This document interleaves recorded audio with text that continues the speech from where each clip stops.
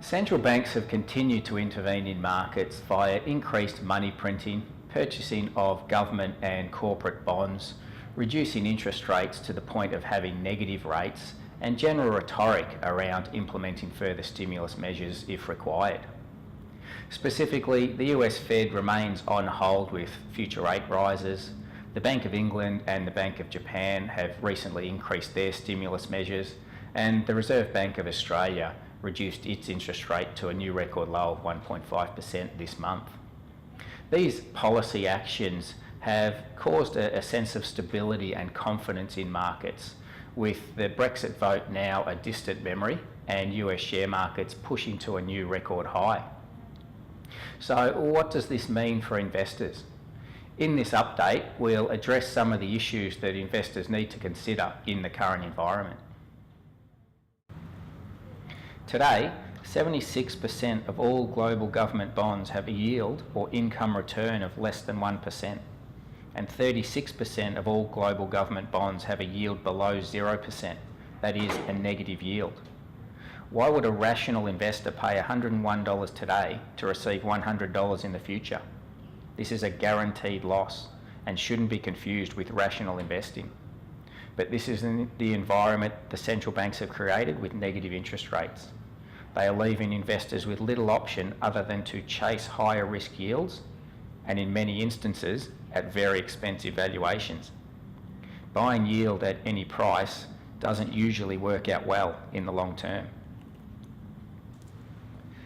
With defensive assets such as cash, term deposits and government bonds yielding between 0 to 3%, investors are moving to high yielding assets such as shares and property to generate an income return. But this also comes at a significantly higher risk of capital loss. Australian shares provide the highest yield relative to other global share markets, but market PE valuations are trading above their long-term historical average. So the risk of capital loss associated with buying higher yielding shares is also quite high. Australian listed property yields, or A-REIT yields, are trading at record low levels because property valuations have moved substantially higher. So similar to shares, the risk of capital loss for listed property is also very high. The Shiller PE ratio chart for US shares shows that the current market is very expensive relative to history and has only traded at current levels on 3 prior occasions over the past 135 years, being prior to the 1930 crash, the 2000 tech bust and the 2008 GFC. So again, a higher yield means a lot more risk. We are in a low growth and low inflation environment with very high debt levels, and this means that interest rates could remain low for a very long period of time. And with very expensive asset class valuations, investment returns are likely to be lower than those that we've seen over prior decades. And this leaves investors with 2 choices. They can either increase their risk opportunities for a desired level of return, or they can reduce their return expectations for a given set of risks.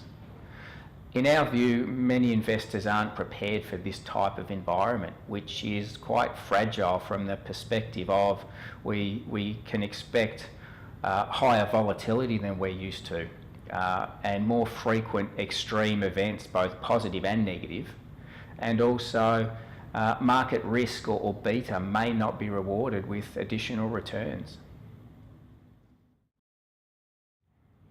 The current environment is arguably one of the most challenging ever in which to construct portfolios and have confidence in their ability to generate their desired return outcomes.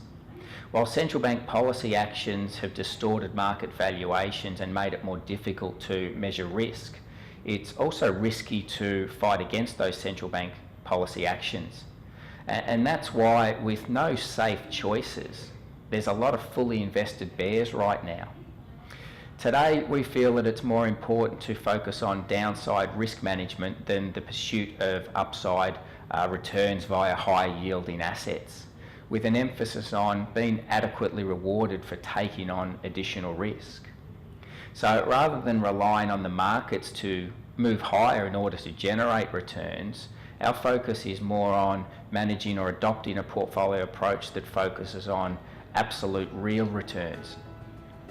Thanks for listening to this update, and please contact your Morrows advisor if you'd like to discuss your portfolio in more detail.